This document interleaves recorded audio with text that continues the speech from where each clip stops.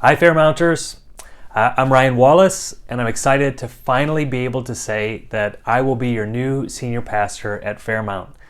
It was an absolute joy to meet so many of you in person this past weekend. My family and I felt so welcomed, and seeing all of you just got us even more excited about what's in store for us at Fairmount. We know that some of you, for a variety of reasons, were not able to be there to say hello to us while we were in town, and so we look forward to meeting you soon too. I also had a chance to meet most of the staff members, and I'm so grateful to be joining this ministry team at Fairmount. They're a talented group of people, and it was obvious to me that they care for one another in ways that stretch way beyond their job descriptions. I know that over the next couple of months, you'll have opportunities to say thank you to Pastor Jessie, and I too want to take a moment to thank her for her incredibly faithful work that she's done over these past couple of years. Seeing the church through the beginning of the pandemic, caring for this community, and laying the groundwork for my arrival. Thank you, Jessie. I'm also incredibly grateful to be partnering up with Pastor Lindsay.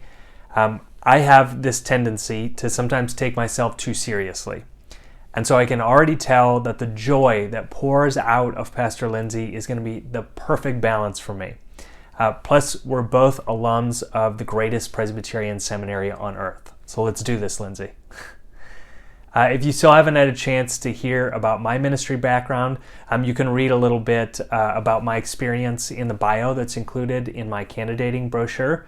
But in short, I've been in ministry for my entire professional career.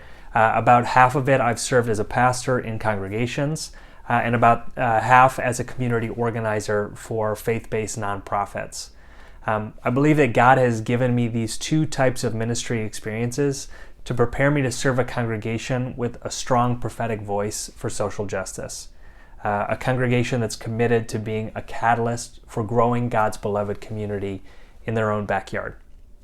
Fairmount has a long and storied tradition of caring for its wider community through both service and justice ministry. God has called me to Fairmount, and I'm excited to work together to create the next generation of that tradition. Now, even though I have a deep passion, obviously, for social justice ministry and some big dreams about all the gospel work we can do together in the years ahead, I want you to know that the most important thing I plan to do in my first few months at Fairmount is to get to know all of you. When I arrive in February, I'll be reaching out to get to know you personally. At the very least, I hope to have a phone conversation with each of you in my first few months, but I'd really prefer to meet face-to-face over coffee or a meal or at the church, if COVID allows it, that is. Doing ministry together takes a lot of honesty and trust. So I want to start to get to know you. I want to hear your stories, to ask about your dreams for your life, for Fairmount, for our community.